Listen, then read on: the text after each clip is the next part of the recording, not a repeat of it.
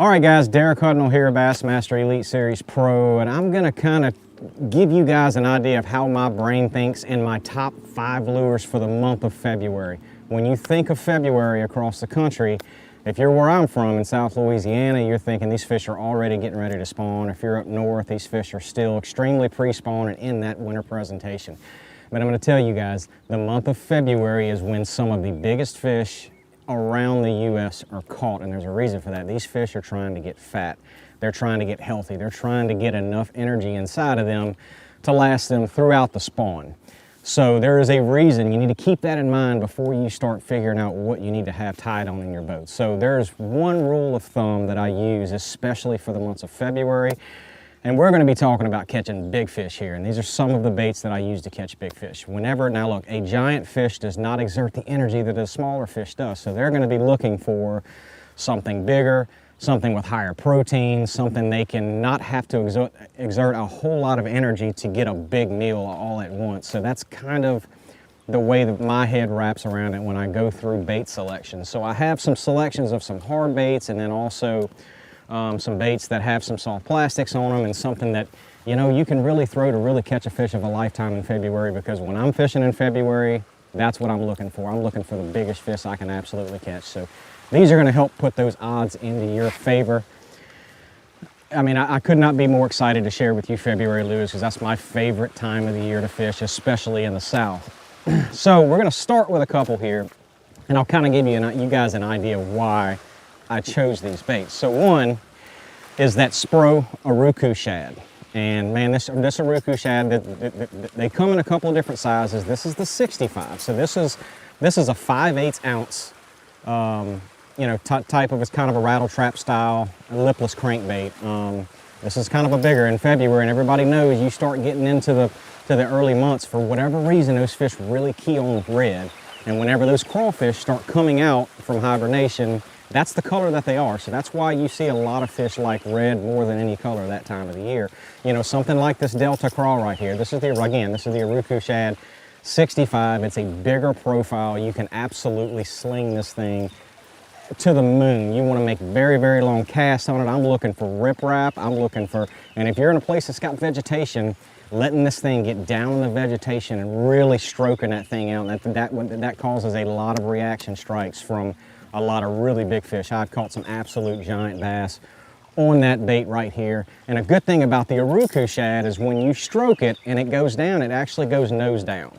And when that nose down, it keeps the hooks out of the cover, keeps you from getting hung up more, and it'll trigger those bigger fish whenever they're really looking to feed up and they start getting up shallow. One of my favorites right here.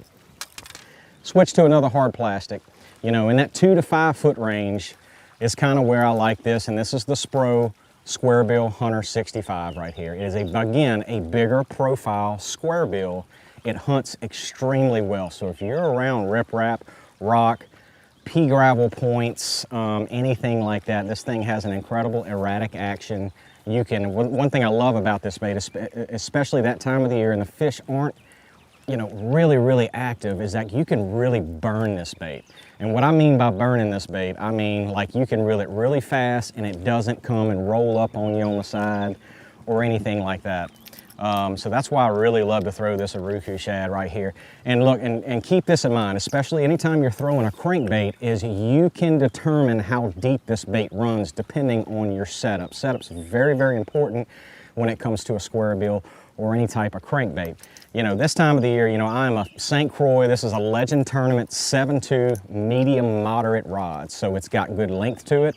It's got a good backbone on it, so it really gives it kind of that rubber band effect, so I can make extremely long casts on it. And I will go anywhere between, I have thrown this on 10-pound sunline sniper all the way up to 18-pound sniper as well. And just depending on what depth range I'm going in and depending on how thick of cover I'm in. If you're reeling a crankbait through a rock point and that crankbait is not constantly hitting the bottom, you need to get that crankbait deeper. So if you're throwing 16-pound sniper and you're just not quite getting it down there and really digging in those rocks, maybe you need to go down to a 14 or a 12-pound, and that will give you a little better castability. You're going to be able to cast this thing a little bit further, and this bait's going to go, it's going to allow this bait to go deeper and get it to where you want it to be. But I'm telling you, at least 3/4, you know, the kind of the rule of thumb, at least 3/4 of your cast, that bait needs to be constantly hitting the rocks or whatever cover you're trying to deflect it on, because I'm telling you, that's when the bite's going to come, is when that bait deflects off of something, it causes a reaction strike, and the fish just absolutely can't stand it. Again, bigger profile bait, because those bigger fish are going to want something a little bigger to kind of hold them over a little while, because let's just face it, they can't feed 24 hours a day. They don't have the energy. Really good addition right here, especially in the month of February. And here's a new one by Spro. This is for those fish that are a little bit deeper. You know, you get in places where, especially early, you get really pre-spawn where those fish might be out of that, like, you know, 8 to 12 foot of water, and you're really trying to get a bait down there a little deeper than what those square bills go, is like this Spro Outsider crankbait. And this thing right here is insanely incredible. It runs so straight, it really deflects well, and they call it an outsider because there's a weight transfer system in it that goes to the back of this thing. So what does that do? It allows you to cast this thing a really long, you know, really long way, and that's what you want to do. You want to cover as much water as you can and be as efficient as you can, and that means longer casts, baits in the water longer, but this outsider crankbait tracks incredibly well. It's probably one of my favorite crankbaits out there. They just released them last year, but this outsider crankbait right here, especially for the month of February, you're in pre-spawn, you're going to allow it to get down a little bit further. This one right here will dive anywhere between that 9 and 12 foot range, and I'm anywhere from, I will throw this thing on 8-pound fluorocarbon all the way up to 16, just depending on the depth range that I'm trying to get to. I'm gonna most of the time I'm gonna lean toward the lighter of it. You know, if I'm tying this thing on and I'm not sure about the depth, you know, kind of 12-pound fluorocarbon is kind of my mid-range of what I like to put on this thing. I can get this down, I can get this thing down 11, 12 foot with 12-pound fluorocarbon without a problem. And then the same rod, this is a 7.2 medium moderate Legend Extreme by St. Croix. It allows me, it's got the perfect backbone. It has an awesome tip on it, which really allows you to launch this bait. And it also has, you know, it bows up enough and it turns enough to where you can really keep those fish hooked up, because fish on treble hooks, you know, sometimes can be an absolute beast. But make sure you have the right setup, not just for this outsider, but for any crankbait into your box.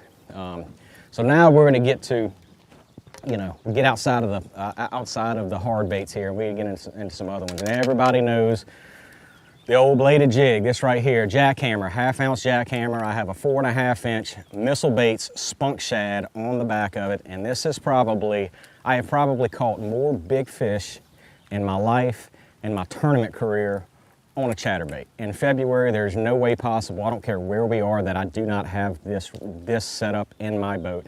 A lot of people can say, I'm not sure why a chatterbait catches so many fish, but this thing right here, you gotta have it. You can be so versatile with it. 1/2 ounce is normally what I go to. Some people go down to a 3/8, and maybe I will if I'm extremely shallow, but whatever kind of cover you want to fish it around, whether it be wood, boat docks, love throwing it in grass. I'm from South Louisiana, so we have a lot of hydrilla and milfoil. Man, if you can find that in the months of February, wherever you're at around the country, man, this chatterbait will absolutely pay dividends. I've caught some absolute giants on this thing. Setup is very important. A lot of people with a chatterbait mess up by not putting enough backbone on a chatterbait. And let's face it, when you're coming in February and you're chasing big fish, you do not want to bring a tricycle to a NASCAR race. You want to make sure you have the beef to get them in the boat. You want to be able to really put that hook in the fish's mouth. And there's a lot of people that throw too limber of a rod, or they're not putting enough, big enough line size on there. And a chatterbait's got a pretty big hook, guys. So the number one important thing with a chatterbait is making sure you have enough beef to get that hook in the fish's mouth, and you're gonna land most of them. This right here is a Legend Tournament by St. Croix. It's a 7.3 medium heavy fast, probably the most versatile rod on planet Earth. I could name about 20 baits that I throw on this setup right here.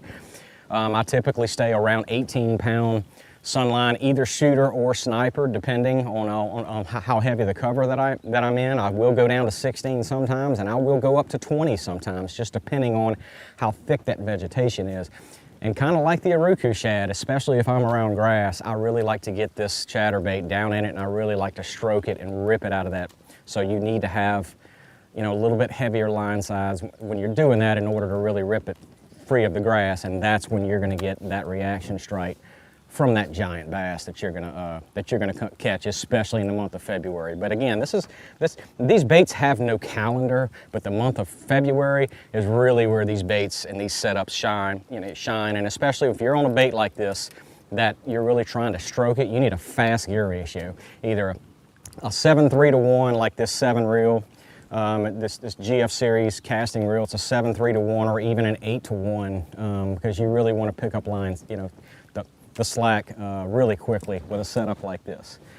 And last but not least, number 5, one of my favorite things to do, really year-round, but especially in the month of February, is flipping a big jig. I feel like that's something that people have just gotten away from.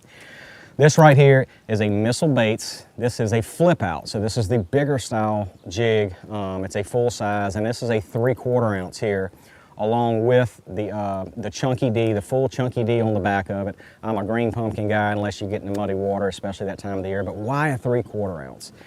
That time of the year, and you heard me use the word reaction in almost every one of my baits sitting on my boat right now, and that is the key to the month of February, because like I said, they're not just actively schooling everywhere. You need to get those fish react. So I don't care if you're flipping docks, if you're flipping wood, heavy vegetation, I like a fast fall for those fish to react to it.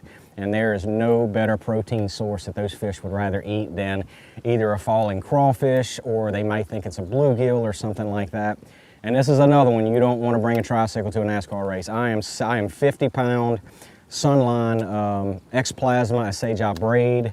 I am a 7.4 Legend Extreme by St. Croix. It's got a lot of meat to it. I really want to get a good hook in those fish, and the sensitivity on this rod is just insanely incredible. The energy transfer with all the carbon fiber and the proprietary handle and everything is just exactly what you need. Fast gear ratio, 8 to 1, 7 by 7 reels. You want to be able to pick up slack, you know, big time. And I'm telling you, when you flip it out there, 99.9% of the time, whatever cover you're flipping in, with a big jig like that, he's gonna hit it on the fall. You need sensitivity, lightweight to be able to see and feel that strike, because you gotta, you know, whenever you see it, you better hit him quick, because sometimes they just don't hold it long in the month of February. But a lot of times when that happens, it is an absolute giant. So the month of February, guys, just remember, these fish are wanting to feed, and they're wanting to feed on big baits. And of course, they make a lot bigger baits than what I'm showing you here, but these are all bigger profile. I use the word reaction a lot because the fish are reacting to a lot of lures, because they're just not that active that time of the year because of the water temperatures. Big baits, big fish, big line, big rods. I'm a power fisherman through and through. And the month of February is one of my favorite times to catch in them. If you're looking to catch your fish of a lifetime, the month of February is the time to do it. And I can promise you, you have this setup right here, these 5 rods, these 5 baits, I'm telling you, you are gonna have some success, and you're gonna catch a fish of a lifetime if you just stick to it. Use the right mindset.